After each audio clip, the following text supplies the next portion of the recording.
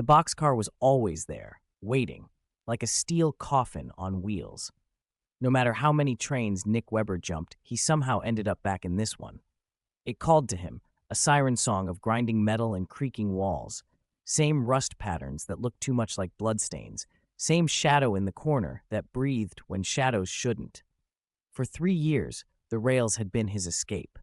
But tonight was different. The wheels against the tracks spoke with the voice of damnation. Hellbound, hellbound, hellbound. Each metallic clash echoed through the container like the screech of tortured souls. Deep down, Nick knew, had always known, that this car was more than steel and wood. It was a moving tribunal between heaven and hell, and his time for judgment had come. The temperature began to rise, metal walls radiating heat like a furnace coming to life. Sweat beaded on his skin only to evaporate instantly in the superheated air. His throat dried as each breath became more labored, the oxygen itself seeming to burn his lungs. Through gaps in the wooden slats, he caught glimpses of what lay beyond. Not the familiar landscape of his midnight rides, but a realm of fire and shadow where things with too many limbs writhed in eternal agony. The smell of sulfur and burning metal filled his nostrils, mixing with an older, deeper scent, the antiseptic smell of hospital corridors that had haunted him for years. His mother's voice drifted from the darkness, layered with something ancient and hungry. Each word seemed to raise the temperature another degree. "Running again, Nicky? Like you ran from your father?" The voice changed, becoming deeper, older, something that had witnessed countless souls face their judgment. "Show him, Nicholas. Show him how you learned to run."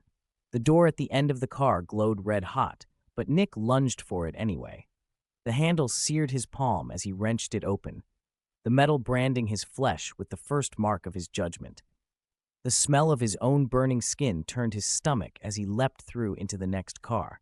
The first car transformed around him. Hospital walls materialized in the steel, monitors beeping with his father's failing heartbeat. The air thickened with the cloying scent of antiseptic and approaching death. In the corner, a younger version of himself stood frozen, watching his father reach out with desperate eyes. The machines cluttered around the bed cast dancing shadows on the walls, each one seeming to reach for him with accusing fingers. "You promised you'd stay," his father's voice rasped, the sound like sandpaper on Nick's soul. "Promised you'd be there at the end." Each word brought another surge of heat, the floor beneath his feet beginning to soften like warming wax. The temperature spiked higher. Nick's shoes began to smoke as he stumbled toward the far door, leaving footprints melted into the steel. Something moved in his peripheral vision, his mother's shape, but wrong, skin peeling away to reveal darkness beneath. Where the skin fell, it sizzled against the hot metal floor. "First taste of cowardice," it hissed, voice harmonizing with the screech of metal on metal. "First time you ran instead of facing death. But not the last, was it?" The thing's smile stretched too wide, revealing teeth that glowed like heated iron. Nick threw himself through the next door, his burned hand leaving strips of flesh on the handle. The second car waited, and with it, memories he'd tried to bury beneath miles of track and years of running. Here, the walls showed him Sarah's apartment, but twisted, wrong. The flowered wallpaper bubbled and peeled in the heat, revealing glimpses of hellfire beneath. The pregnancy test on the bathroom counter glowed like a hot coal. Her tears, when the bleeding started, sizzled against the superheated floor, leaving permanent stains that spelled out his crimes. His empty chair at the hospital seemed to accuse him, the metal frame warping and reaching for him with sharp fingers. "You could have been a father," Sarah's voice echoed from the shadows, multiplied and distorted. "Could have helped me through the grief. Instead, you let me drown in it. Let us both drown in it." A child's cry joined her voice, a sound that should never have existed, never had the chance to exist.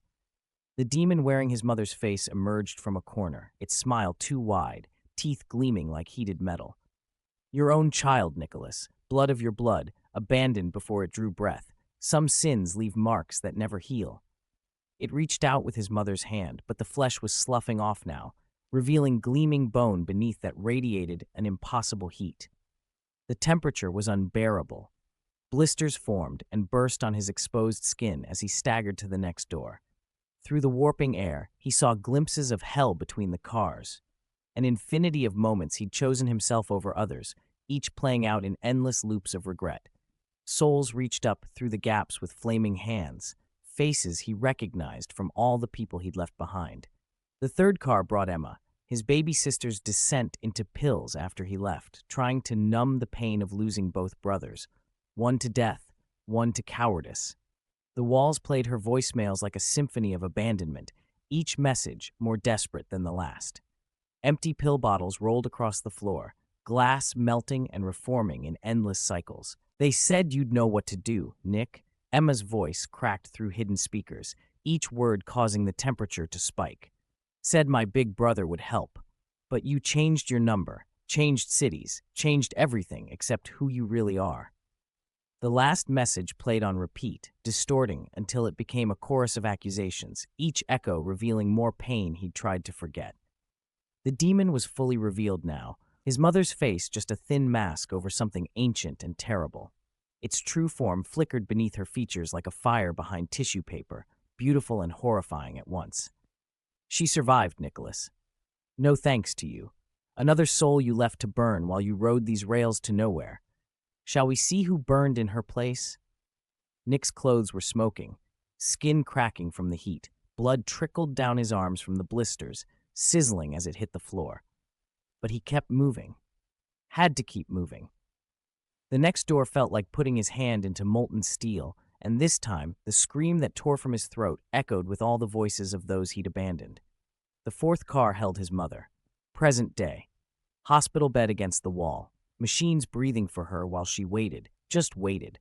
The hope in her eyes dying a little more each time someone entered who wasn't him. The scene played out in endless loops on every wall. Nurses checking vitals, doctors shaking their heads, her eyes always fixed on the door, waiting for a son who never came. "Still time for her," the demon said, its voice almost gentle now, a mother's tone wrapped around an executioner's purpose. "Unlike the others, unlike your father, whose last breath tasted of disappointment, unlike your unborn child, whose only inheritance was absence, unlike Emma's lost years, burned away one pill at a time. This sin hasn't finished bleeding yet." The walls of this car were actually melting, steel running like wax to reveal the fires of hell beneath. Between the cars, damned souls reached up with fleshless hands, begging for mercy that would never come. Each face was someone he'd failed, someone he'd left behind, an endless parade of abandonment stretching into eternity.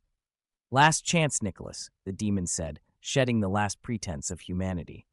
Its true form was radiant and horrifying, an angel's beauty twisted by eons of witnessing human cruelty. Wings of flame spread across the car, each feather a burning memory of his sins. Heaven or hell, redemption or damnation, run again and you run forever. Through burning cars that never end, carrying sins that never die. The final door appeared before him. Through its window, he saw two paths. One led to more trains, more running, more years of escaping every human connection until nothing remained but regret and shadows. The other led to a hospital room where his mother still breathed, still hoped, still loved him despite everything. The demon's words came one last time, soft as a mother's kiss, sharp as heated steel. "Choose, Nicholas Weber. Every train reaches its final station. This is yours." Nick looked down at his burned hands, skin cracked and bleeding from opening all those doors. Each scar a testament to running, to choosing himself over others, to letting fear drive him away from love's obligations. The wheels beneath him took up their final rhythm as he faced the door, beating out either his salvation or damnation. He reached for the handle one last time, accepting that some burns leave scars we carry forever, but perhaps those scars can lead us home.